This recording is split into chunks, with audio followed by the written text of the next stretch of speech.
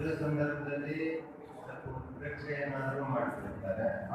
ರೈತ ಯಾರು ಯಶಸ್ವಿ ರೈತ ಅಂತ ಹೇಳ್ತಾರೆ, ಅವನು ಸ್ವಲ್ಪ ಉತ್ಪ್ರೇಕ್ಷೆ ಮಾಡಿ ಹೇಳಿರ್ತಾನೆ. ಇವರು ಬರೆಯುವಾಗ ಅದನ್ನೇ ಇನ್ನೂ ಸ್ವಲ್ಪ ಉತ್ಪ್ರೇಕ್ಷೆ ಮಾಡಿ ಹೇಳ್ತಾರೆ. ಅವ 10 ಕ್ವಿಂಟಲ್ ಬೆಳೆದಿರ್ತಾರೆ, ಇವರು 15 ಕ್ವಿಂಟಲ್ ಅಂತ ಹೇಳಿರ್ತಾನೆ. ಇವರು ಬರೆಯುವಾಗ ಅದು 20 ಕ್ವಿಂಟಲ್ ಆಗಿರುತ್ತೆ. ಆದರೆ ಇನ್ನೊಬ್ಬ ರೈತ ಅದನ್ನು ಮಾಡ್ಲಿಕ್ಕೆ ಹೋದಾಗ ಅವನು 5 ಕ್ವಿಂಟಲ್ ಬೆಳಿಲಿಕ್ಕಾಗಲ್ಲ. ಈ ರೀತಿ ಆಗ್ತಾ ಇದೆ ಅದರಲ್ಲಿ. ಹಾಗಾಗಿ ಅಲ್ಲಿ ನಿಜವಾದ ಸಂಗತಿ ವಾಸ್ತವ ನೀವು ಅರಿತಿರೋದ್ರಿಂದ ನೀವೇ ಬರೀಬೇಕು. ಅಂದ್ರೆ ಅದರ ಒಳಗಿನಿಂದ ಖುಷಿಯನ್ನ ಒಳಗಿನಿಂದ ನೋಡಿ ಬರೀಲಿಕ್ಕೆ ನಿಮಗೆ ಸಾಧ್ಯ ಅಂತ ಹೇಳಿದ್ರು. ಹಾಗಾಗಿ ನಾನು ನೋಡಿದ್ರೆ ಇವತ್ತಿಗೆ ಯಶಸ್ವಿ ರೈತ ನಮ್ಮ ನಾರಾಯಣ ರೆಡ್ಡಿ ಸರ್, ನಮ್ಮ ಬೆಳಗಾವಿಯಲ್ಲಿ ಸುರೇಶ್ ದೇಸಾಯಿ ಅವರ ಆರ್ಟ್ ಆಫ್ ಫಾರ್ಮಿಂಗ್ ಅಂತ ಮಾಡ್ತಾರೆ. ಅವರೆಲ್ಲ ಅದರಲ್ಲಿ ಬಹಳಷ್ಟು ಅನುಭವ ಇದೆ. ಆಮೇಲೆ ನಮ್ಮ ಮುಂದುವರಿಗೆಯಲ್ಲಿ ಪರಂಪರೆ 30 ವರ್ಷದಿಂದಲೇ ಸಾವಯವ ಕೃಷಿ ಮಾಡ್ಕೊಂತ ಬಂದರು. ಅದರೆಲ್ಲ ಈಗಾಗಲೇ ಈ ಸಹಜ ಕೃಷಿ ಅಂತ ತೇಜಸ್ವಿ ಅವರು, ಆಮೇಲೆ ಶ್ಯಾಮಣ್ಣ ಸರ್ ಇವರೆಲ್ಲ ಸೇರಿ ರೈತ ಸಂಘದ ಆವಾಗ ರೈತ ಸಂಘದ ಆ ಸಂದರ್ಭದಲ್ಲಿ ಅದೇನು ಹೋರಾಟ ಇತ್ತು, ಅದರ ಪರಿಣಾಮ ನೇರವಾಗಿ ನಮ್ಮಂತ ಆಗಿನ ಯುವಕರ ಮೇಲೆ ಪರಿಣಾಮ ಬೀರುತ್ತದೆ, ದೊಡ್ಡ ಪ್ರಮಾಣದಲ್ಲಿ ಬೀರುತ್ತದೆ. ಬಹುಶಃ ಇವತ್ತಿನ ಕರ್ನಾಟಕ ಚಿತ್ರಣ ಬೇರೆ ಆಗಿರ್ತಿತ್ತು ಅಂತ ಅನಿಸ್ತದೆ.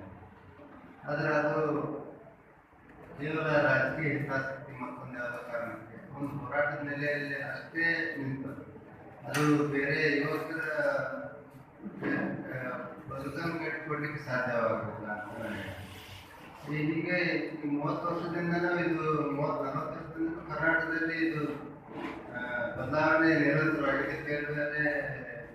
ಕೆಲವು ರೈತರು ಈ ಕ್ಷೇತ್ರದಲ್ಲಿ ಬಹಳ ಅದ್ಭುತವಾದ ಸಾಧನೆಯನ್ನ ಮಾಡಿದ್ದಾರೆ. ಕೃಷಿ ರಾಸಾಯನಿಕ ಕೃಷಿಯನ್ನು ಹೊರತುಪಡಿಸಿ ಕೂಡ ನಾವು ನೆಮ್ಮದಿಯಿಂದ ಕೃಷಿ ಮಾಡಿ ಬದುಕಲು ಸಾಧ್ಯ ಅನ್ನೋದನ್ನು ನಿರೂಪಿಸಿದ್ದಾರೆ. ಅದು ನನಗೆ ನಾನು ಊಹಿಸಿದ್ದಾಗಲೇ ಸಹಜ ಕೃಷಿ ತೇಜಸ್ವಿ ಅವರ ಸಹಜ ಕೃಷಿ ಹೋಗಿದೆ. ಹೋದಾಗ ನನಗೆ ಅಪ್ಪ ಮಾಡ್ತಿತ್ತು ಮತ್ತು ಇದು ಆಮೇಲೆ ನಮ್ಮ ಅಜ್ಜರ ಮಾಡ್ತಿದ್ದಂಥ ಕೃಷಿ, ಇವು ಮೂರನ್ನು ಒಂದೇ ನೋಡುವಂಥ ಹಾಗೆ ನೋಡುವಂಥ ಆ ನಿಟ್ಟಿನಲ್ಲಿ ವಿಚಾರ ಮಾಡಿದ್ದೆ. ನಾನು ಅದು ಆಮೇಲೆ ನಾನು ಡಿಗ್ರಿ ಮುಗಿದು ಬಂದಾಗ ಕೂಡ ನಾನು ಕೆಲವೊಂದು ಕಾರ್ಯಗಳಾಗಿ ಅದು ಡಿಗ್ರಿಯಲ್ಲಿದ್ದಾಗ ನಾನು ಆವಾಗ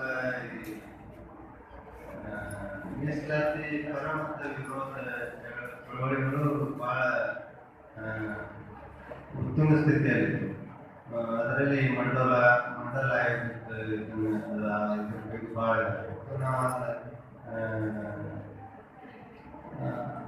ಅಲ್ಲಿ ವಿದ್ಯಾರ್ಥಿ ಸಂಘದಲ್ಲಿ ಎಲ್ಲ ನಾವು ಗೆಳೆಯರು ಚಂಪಾ ಎಲ್ಲರೂ ಸೇರ್ತೇವೆ.